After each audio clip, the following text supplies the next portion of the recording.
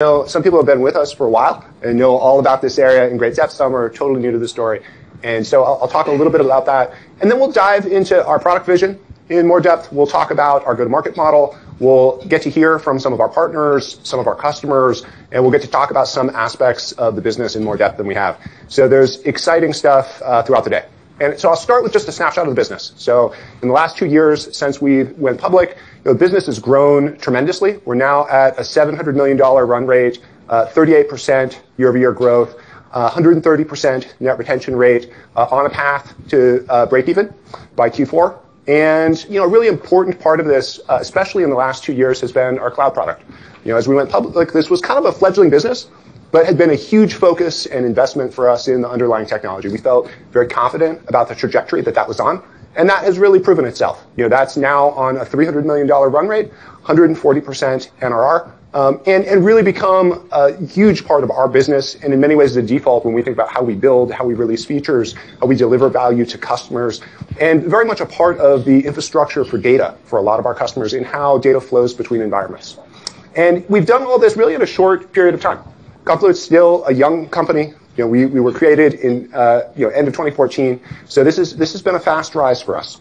And what's allowed that is really a pretty significant paradigm shift that we're part of. When we think about data and the infrastructure for data, that's an area that really grew up around storage. How do we take a pile of bytes? How do we store it in one place? That was the rise of file systems and databases. It's all about how do I look up the right little bit of data at the right time. And that turned into an enormous category and market. But it doesn't solve the whole problem. And the reason it doesn't is because data isn't just about storing the bits for one application. Increasingly, it's about how all the parts of a company come together. Because data isn't stored in one place anymore. It's not just about static usage at a point in time. Increasingly, data is spread in an organization across hundreds or even thousands of databases, applications, SaaS systems, data warehouses, data platforms. And the task for companies is to bring all this together into one set of customer experiences, one operational backbone for the company. And that was a problem that was never really considered in traditional data infrastructure. Nobody thought about how data flowed. They only thought about how it was stored. And, for a long time, this was something that was solved really with kind of duct tape. It was things you would build or a hodgepodge of different partial solutions. And nobody really thought there was a general purpose way of connecting the parts of a company, of integrating data. And that was really until the rise of data streaming. And this took, a whole bunch of problems that people saw as separate. How data moved, how it was processed as it flowed, and came up with a very general purpose platform for this. And this idea of real-time data, the idea that you could have data flowing continuously, it made that mainstream. And so the fundamental idea here is instead of treating data as something that's stored, in a pile, you treat it as a stream. You can imagine the stream of what's selling in a retailer, all the products that are being sold all around the world. You can imagine the stream of shipments and the logistics of any operation. You can imagine the stream of trades that are occurring or customer experiences that are being delivered. And this is a very natural way to think about a business. A business is a very real-time entity. Things are happening out in the world all the time. And a business is about how you react and respond to that. And so having the computational capability to take these streams of data, feed them out to all the systems that need them, react and respond and compute against them in real time, that's a very fundamental foundational capability. And so it's actually kind of hard to imagine that it was missing this whole time, but it was, in part because it was hard to do. And the technology to do this wasn't around. And so people were faking parts of the problem in different data movement tools. They were faking it in different application layers and foundations. And what happened in this area was, we kind of went back to basics, rethought how you did this. The idea of how you would do query processing was brought into real time. The idea of how you would think about modeling data was brought into real time. This co-occurred with the rise of distributed systems and the ability to do this across a company in the large. And that enables a really powerful role for this technology, this kind of big intertangled mess that companies have of, this system kind of hand knitted into that system, which is kind of duct taped to this other system, can be turned into something that is much more robust, that's much cleaner, that's much cheaper to build against and maintain, and that enables new capabilities. You can take this big mess and turn it into something where the parts are connected in a more structured way. We like to think of this as being kind of like the central nervous system in, a person, right? Where, the different cells are not just connected via a mishmash. There actually is some structured way that the impulses of what you see, what you feel, come through, and all the parts of the body can react and respond in real time to that. And a similar thing is needed in a business, right? Every application can't hand wire itself to everything else. It can't reinvent the kind of fundamental infrastructure for working with that kind of data. You need to have something that says, hey, a sale occurred. And the hundreds of applications that react to that in some way need to be able to tap into that and respond and process that as it occurs in that. That ultimately is what Confluent provides. That's what data streaming is about, is that substrate of the flow and real-time processing of data. And this isn't just theoretical. Early on, this was seen as a kind of niche, like, oh, this real-time stuff, that's great. Maybe some of your data movement needs will be real-time, or some of your processing will be real-time. But increasingly, the technology proved itself out, and it became, in many ways, the default, right? And it became something that could be as reliable as batch processing, as high throughput as batch processing, and as well known as batch processing. And as that's happened, you've seen the adoption go up. And so this graph shows the unique users for Apache Kafka. And that has been this rapid rise up and to the right over the years that we've worked on this. And this has become one of the most popular open source projects in the world. So this transition to real-time data, it's not just a theory or something that's kind of in the very early days. It's something that's happening out in the world at large, in production, in some of the most mission-critical use cases in the world. And you can see that in the adoption of this technology. If you look at the Fortune 500 companies using Kafka, it's incredibly prevalent, right? This is the ones that we know of. As with any open source thing, you don't know everybody who uses it. And so it kind of rounds up to everyone, right? This is being used everywhere. And, we've started the commercialization of that. This is a set of, Confluent customers. And you would see 9 out of the 10 top 10 travel and retail companies, 10 out of the 10 top 10 banks, 8 out of the top 10 insurance companies, and so on. And there's a lot here for us to, go and pick up. We're really kind of just starting this journey of picking up all the use cases and customers, and we're excited about that opportunity in front of us. And so, there's a ton of open source use cases left to go get. And one of the exciting things about our cloud offering has been our ability to go convert those, our ability to go pick up those customers and bring them onto our platform. And this has been powered by an incredibly diverse set of use cases. So there's a set of common use cases you would see in every industry, building out real-time pipelines for data, the integration between on-premise and cloud environments, building a real-time 360 customer view, fighting fraud and ensuring security, acting as a backbone for microservices. Those are the kind of common IT-focused use cases. But some of the most interesting things are the ones that are unique to individual industries. Managing inventory, helping, with claim automation in insurance, personalizing recommendations in entertainment. This list goes on, and you can read about these broadly on the internet because, as with any open source technology, there's lots of descriptions. You can read about how companies are putting this into practice in their business. And the breadth here, I think, is incredibly important because, the key analogy for data in motion is really to this world of data at rest, right? It's really to databases. And one of the key theses we've had since the formation of the company is this is a broad data platform. It's something that's going to form the backbone for data flow in all companies. And part of the proof points for that is you want to see not just one big use case or 2 big use cases, which would probably mean it would be better suited to a verticalized platform than a kind of broad platform technology. What you want to see is this breadth where every company has not just 1 or 2 but hundreds of use cases around the technology. And there's been a set of trends in the world that have driven this adoption, right? There's a kind of natural idea that things would move to real time. Nobody ever said that they wanted their data slower or they wanted things to be more out of date, but there's been trends in our industry that have helped push this forward. I'm going to touch on a couple of these. I'll start with just the general expansion of data, software, the cloud. This is a story that doesn't need a ton of support. I think everybody knows, right? There are more applications. Those applications are more data rich. The spend on cloud environments has increased. With that has come a whole new set of systems that have data. And that leads to this big mess. Data is spread over more places than it was before, in part because it's easier and cheaper to adopt more of this stuff, in part because companies are just spending more. But that combines with this second trend, which is the expectations that customers have on digital customer experiences have gone up. This has become increasingly a default way of doing business. And customers want the digital interaction to be a first-class citizen. They want it to know everything that they've done with the organization. They want it to be up to date. They want it to be personalized and contextual. And all of those things put pressure on the infrastructure layers. It's really hard to serve that if what you're doing in the back end is a bunch of old mainframes and unintegrated relational databases and antique messaging systems all spread across dozens of applications. That doesn't come together into something that meets any of those requirements. And so all of this puts pressure on the modernization of data flow. And in order to make this possible, you have to be able to connect this diverse set of operational data systems, SaaS applications, analytical systems, custom applications, and you have to be able to do it broadly across all the environments in real time. And increasingly, companies are split across geographically diverse environments. They're split across multiple different clouds and on-premise installations. And one of the key aspects of our technology is the ability to bridge all this, the ability to show up in each of these locations and each of these environments that a customer has, and be able to bring together all the data in real time across all of those. And I'll touch now on the third one, which everyone has been waiting for me to get to, which is the rise of artificial intelligence. And in many ways, Kafka was created at LinkedIn to help drive the richer use of data and some of the machine learning and data-driven applications there. And that's continued. But this is something that is really evolving and changing with the rise of generative AI. This is something that has some differences in its architecture. It has some differences in how it's used, has some differences in the implications from traditional machine learning. I'm going to touch a little bit on this. And when I talk to investors about this, I think broadly, people kind of understand the thesis of how we would fit in. They say, well, okay, it's kind of very natural that AI is going to drive more usage of compute and more usage of data. And so I kind of get that, you guys are going to help move the data around, and so that makes sense. But I want to get a little bit more into the details of how this fits with what's emerging as the modern architectures and why and how this is different from what already had happened with more traditional machine learning modeling capabilities where you would see, Kafka and Confluent kind of broadly used today.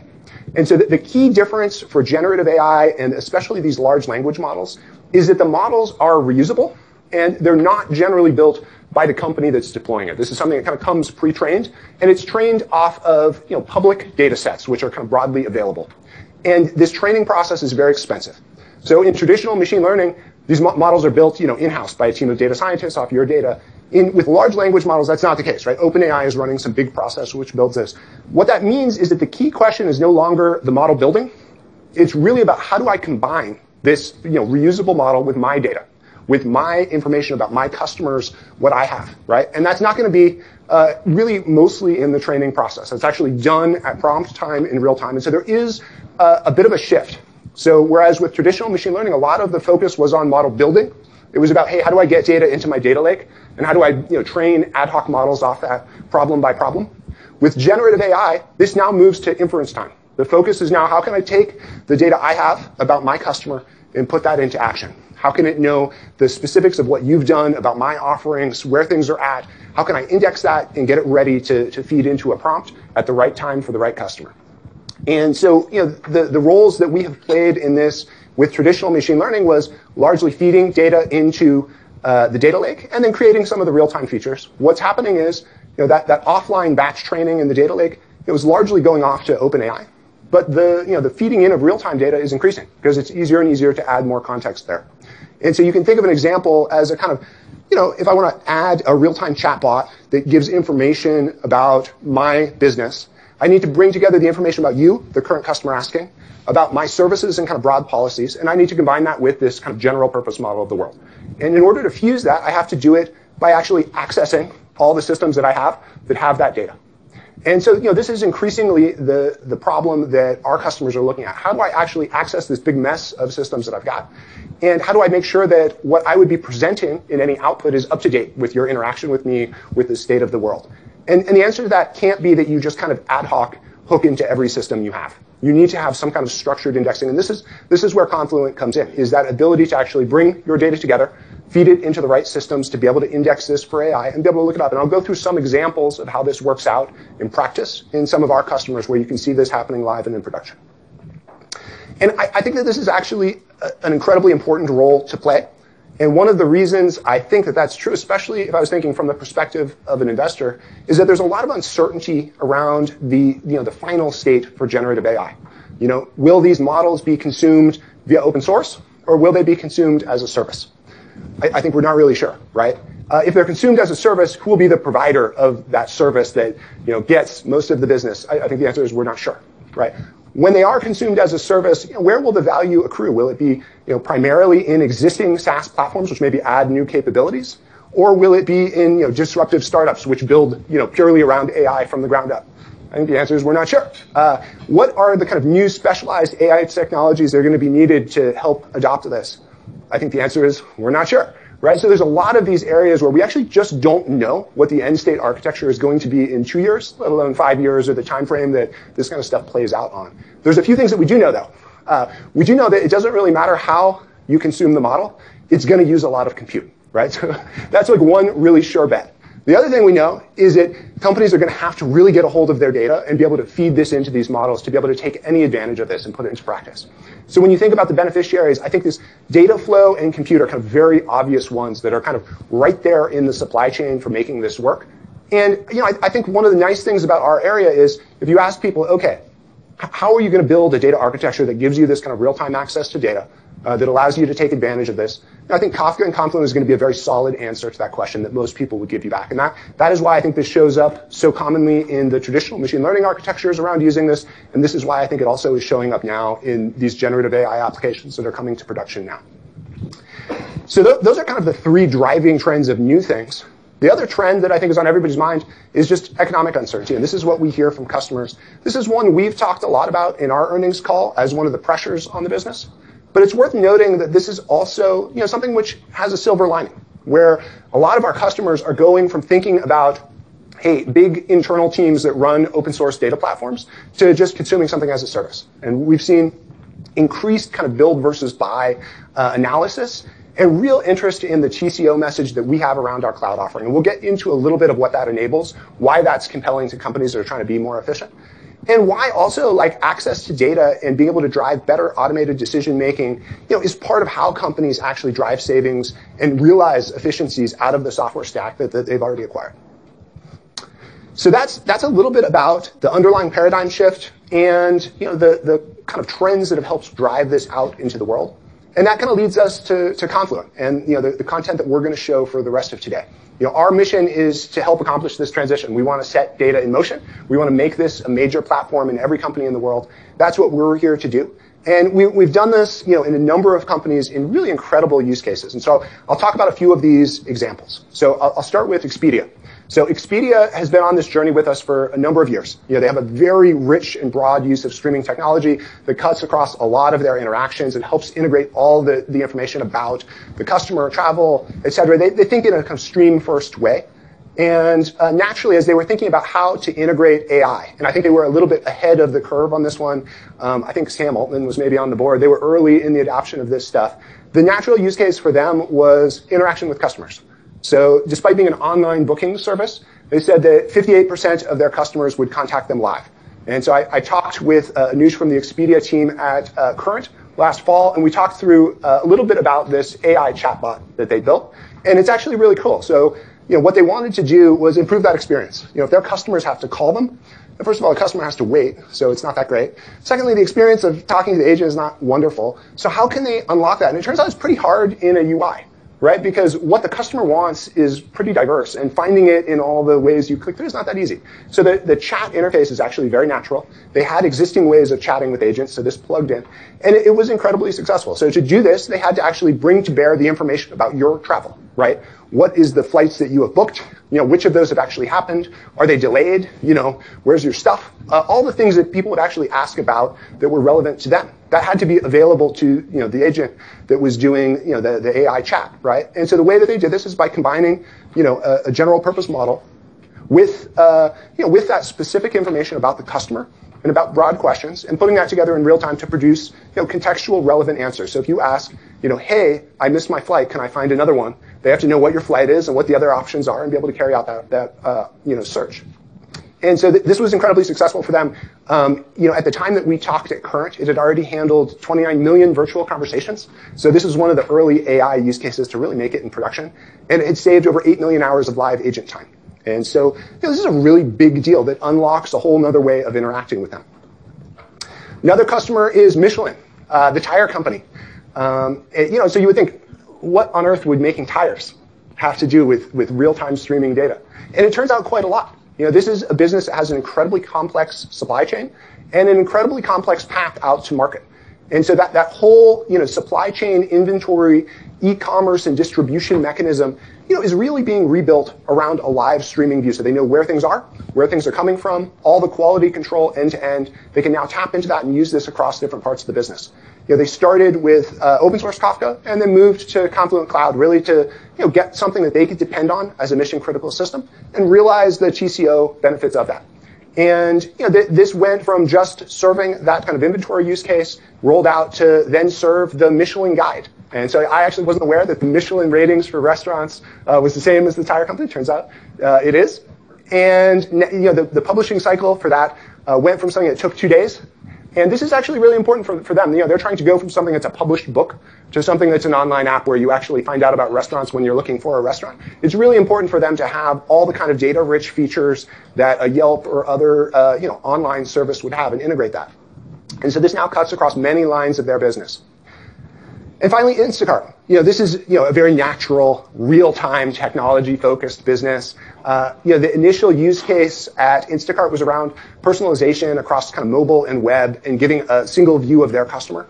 But this rolled out across many parts of the business, and is being used to capture changes from their databases, is being used to actually model a real-time view of inventory. You can imagine their core business is knowing what's in stock where across all of these different stores, having a real-time view of those products as they evolve, and being able to provide that in a way that's contextual and sends shoppers to the right place for the thing that you actually have, makes smart suggestions when they don't, et cetera. And they've done actually a really great blog on the underlying architecture for some of the machine learning use cases that power this. This is actually an interesting one if you're interested in how we fit in both to the kind of traditional machine learning as well as like newer world. They had a very kind of batch-oriented machine learning system that they were using to do a lot of the inventory modeling, a lot of the predictive suggestions. And they talked about how they moved that to Kafka and Flink, another open source technology that we're adding to our stack to enable the move into real time. And this is an incredibly foundational thing for them. In order to do this well, all the predictions and suggestions they have to be up to date with like what's in the store. Otherwise, it just gets the wrong answer. And so this was something they'd done over the last year and really wrote up a very detailed technical blog about. So in the rest of the section today, other folks on the management team are going to go through a bunch of aspects of the business. So we'll get into a little more depth on our product and some of the differentiation it has. Why is it that customers are coming to this cloud service rather than just using the open source? Well, we focus on 3 pillars of differentiation. Making something which is truly cloud native, making a complete data streaming platform that brings together all the parts that a company would need to harness streaming data, and then making this available everywhere in all the environments that they would operate out of. And I'll touch on just a little bit of each of these. So I'll start with cloud native. So what does that mean? To a lot of people, it's kind of a buzzword. Like something is cloud native. Is there any substance to it? It turns out there is, right? When you look at the difference between something like a Snowflake and then something like, Teradata or Redshift, there really is a very, different way of consuming something that's built as a cloud-native service. And this is something that matters a lot to customers. And it's not just, an adjective that's sprinkled on top. It actually goes right to the heart of how the service is built. So what serves the underlying Kafka infrastructure in Confluent is something called Kora. And this is an incredibly sophisticated system that was built to run across the 3 clouds and provide tens of thousands of Kafka clusters as a fully managed service in a way that's totally elastic. And that actually provides these benefits to our customers. So they can use just what they need. They can not think about how you pre-provision the right amount of storage or how you scale it up or down. Really, consume this as a kind of utility. And this provides better elasticity. It provides better resiliency. So we offer much stronger guarantees than anybody else who offers any kind of service in this space. It provides infinite amounts of storage. And then, perhaps most importantly, it's backed by a much cheaper cost of operations. So, we think probably about a 1,000x advantage in the human cost of operating this than, a company that kind of tried to do it themselves with the open source. We have a very significant advantage in the underlying use of cloud infrastructure. A lot of that comes out of the multi-tenancy, but also just how the service is built from the ground up. And this adds up to, a really strong advantage in TCO. Something that's up to about 60%, depending on the size of the team and the use case that we're targeting. And this is really important. This means that just coming in for just the core Kafka bits, we can offer something to customers that is just not just more featureful, not just a better product, but also cheaper. So they get something that's, a better deal and does more. And this is a really powerful message, particularly in the environment we're in right now, where, as I said, all the same pressures, on the customer experience, on integration, on doing the new digital things are there. But at the same time, there's a pressure to do it more efficiently, right? To do it while spending less, to do it with fewer people. And this is something that we enable. So that's a little bit about cloud native. We'll get into more depth in that area and what it enables. Next is complete. So what we offer is not just Kafka. And what customers need is not just the core stream of data. They need a set of rich capabilities on top of that. They need the ability to connect, into all the different systems they have and capture the real-time feed of data. They need the ability to govern that flow of data across their organization. They need the ability to process that data in real time as it occurs. And they need the ability to share it, both within their organization and between organizations. And these are capabilities that we bring around this core streaming abstraction that kind of complete the streaming platform. We'll get into more details on what our platform has here, and in particular on the importance of stream processing. This is an area that we think is going to be a big expander of our ability to capture some of the value that we create. Today, a lot of the application development that customers would do is kind of out in their account. It's not really monetized by us. They might produce streams of data. We would monetize the stream, but the application is theirs. As the stream processing capabilities come into our service, that application itself will move into what we're selling to the customer and what they're paying us for. It will drive up the consumption that they have with us. And we're doing this with a technology called Flink. This is very popular open source technology used for stream processing. And we think that this is really important. When you think by analogy to data at rest, if you think about the stack for stored data, well, the foundation of that stack would be the file system. You have one of these on your laptop. It's storing data. But usually the layer for integration with an application is something which combines not just storage, but also data processing, and that's the database. And so when we think about where was a lot of the value captured in the data at rest stack, it was in that database use case that could combine processing and storage. When we move to data in motion, maybe the analogy to storage is that stream, and that's Kafka. But when you think about the integrated processing layer, that's Flink.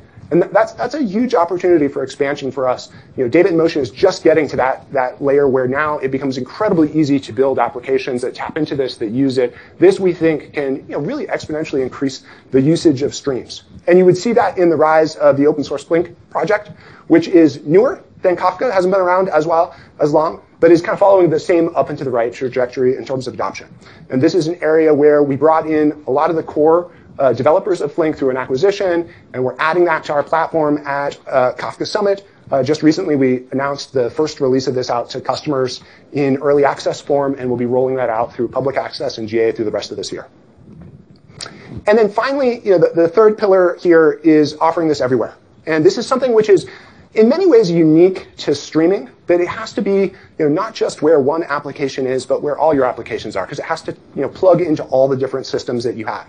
And this ability to span all the parts of the company and turn it into one fabric for the flow of data, this is something that's uniquely important in our area. And this has been important for us when we think about the competition with cloud providers, when we think about other on-premise technologies. It's not enough to serve customers in one cloud or serve them just in their data centers. You have to be able to bring it all together and actually connect it together into one product.